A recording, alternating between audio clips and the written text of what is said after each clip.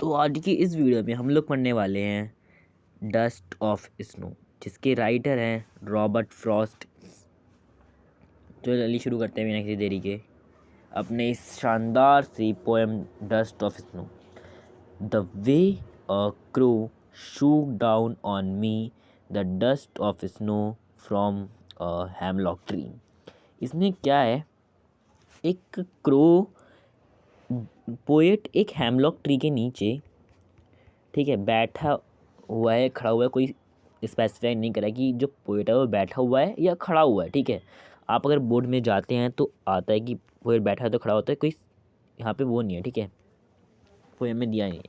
तो एक कौआ, जो कौआ पेड़ पे, हेमलॉक ट्री के पेड़ पे उड़ता है या बैठता है ये भी नहीं बताया है। क्या नहीं बताया है?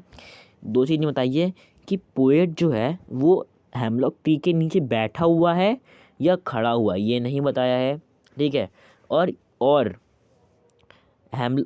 जो ट्री के ऊपर क्रो आके बैठी है या उड़ी है उससे, ये भी नहीं स्पेसिफाई करा है। ठीक है, इस पोएम में हमें तो एक क्रो के कारण उस हेमलॉक ट्री की जो बर्फ़ होती है वो पोएट के सर पे आके गिर जाती है, कहीं पे आके गिर जाती है। ठीक है, शूक डाउन ऑन मी। ठीक है, तो इसी से पोएट क्या कहते हैं कि इसमें पोएम में बहुत ही ज़्यादा ना अंदर गहराई की बात छुपाई हुई है। देखो, काऊ क्रो को और हेमलॉक ट्री को हमारे जो सोसाइटी में नेगेटिव व्यू से देखा जाता है। ठीक है, गंदी नज़र देखा जाता है, क्योंकि क्रो गंदी, मतलब कि नेगेटिविटी का प्रतीक है, और हेमलॉक ट्री एक पॉइजनस ट्री है। यहाँ पे आपको लिखा हुआ डेफिनेशन कहीं पे कि a poisonous plant, hemlock is a poisonous plant with small white flowers. ठीक है, यहाँ पे लिखा हुआ है। ठीक है, देख लीजिएगा।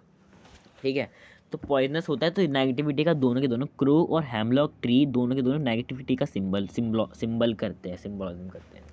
ठीक है,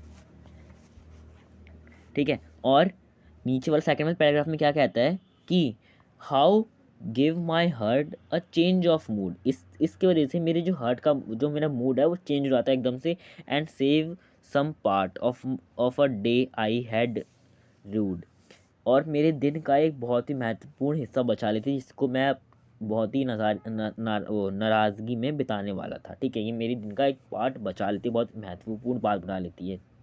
तो इसमें पोएट क्या कहना चाहते हैं कि ऐसा कुछ ज़रूरी नहीं है कि नेगेटिविटी की चीज़ें जो हमारे अच्छे कामों के लिए नहीं बनी है, क्योंकि देखो नेचर ने जो भी बनाया है, ये आपको लिख के आना है पेपर में, ऐसे बोल नहीं रहा हूँ मैं, कि नेचर ने जो भी चीज़ बनाई है वो हमें हील करने के लिए बनाई है, ना कि हमें हार्म पहुँचाने के लिए बनाई है। ठीक है, तो क्रो और हेमलॉक, जिसे हम हमारे सोसाइटी में वो मानते हैं, नेगेटिविटी का मानते हैं, उसने मेरा एक महत्वपूर्ण दिन बचा लिया है। ठीक है, आज का।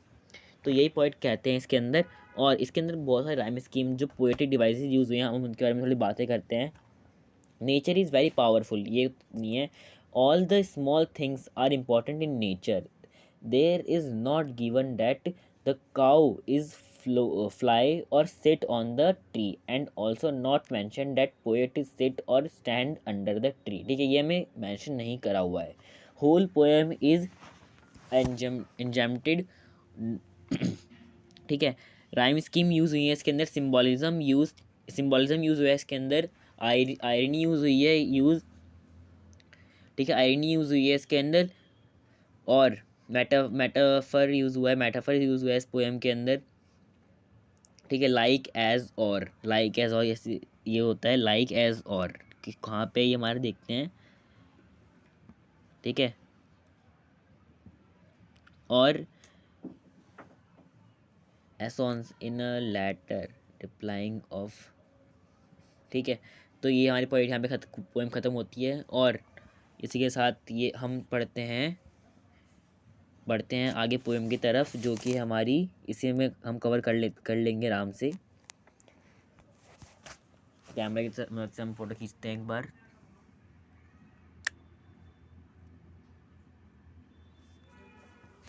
अब देखो, ये जो है ये कौन सी है, ये भी सेम नहीं लिखा है, इसलिए मैंने इसको इसके अंदर ले लिया है, अलग के लिए नहीं कर बनाई है मैंने, इसलिए ये हमारा है फायर एंड आइस।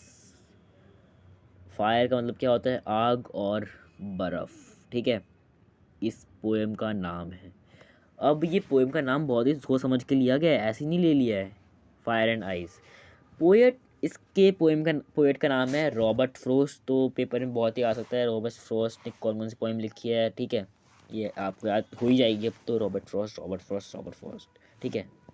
देखो, सम से the world will and in fire, कुछ कहते हैं कि ये दुनिया आग से ख़त्म होगी। सम से इन आइस, कुछ कहते हैं आइस से ख़त्म होगी।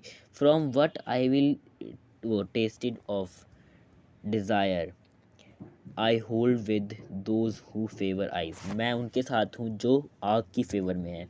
अब देखो यहाँ फायर को है जो सिंबल करा हुआ है, सिंबलाइज करा है फायर को डिज़ायर के साथ। डिज़ायर का मतलब क्या होता है, इच्छा। जो इंसान ऐसा एक प्राणी है जिसकी कभी इच्छा ख़त्म नहीं हो सकती।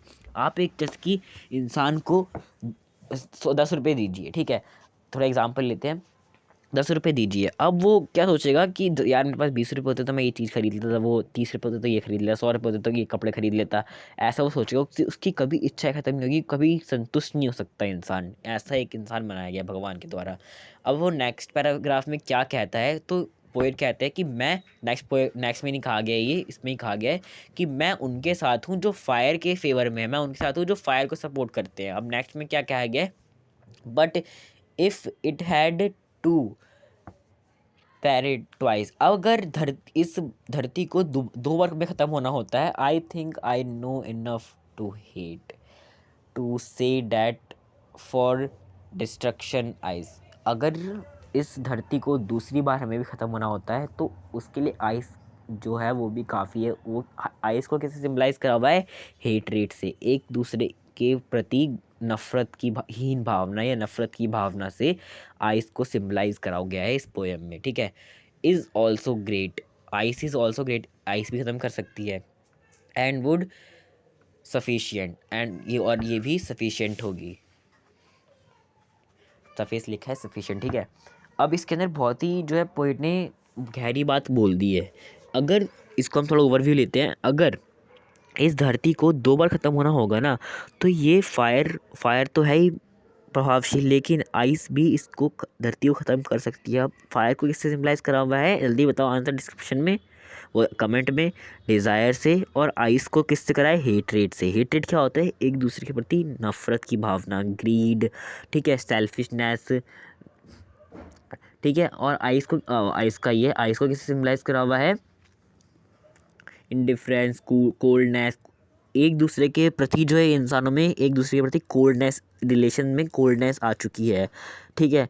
अब वो वैसे रिलेशन नहीं रह गए हैं, अब जो आ गए, ठीक है, वैसे रिलेशन नहीं रह गए हैं, ठीक है। अब यही सब कहा है रॉबर्ट फ्रॉस्ट ने, ये बहुत ही अंदर तक की छूने की बात कही है रॉबर्ट फ्रॉस्ट ने। ये ऐसी पोएम लिखते हैं रॉबर्ट फ्रॉस्ट जो कि हमारे दिल को छू जाती है, ऐसी पोएम लिखते हैं, ठीक है।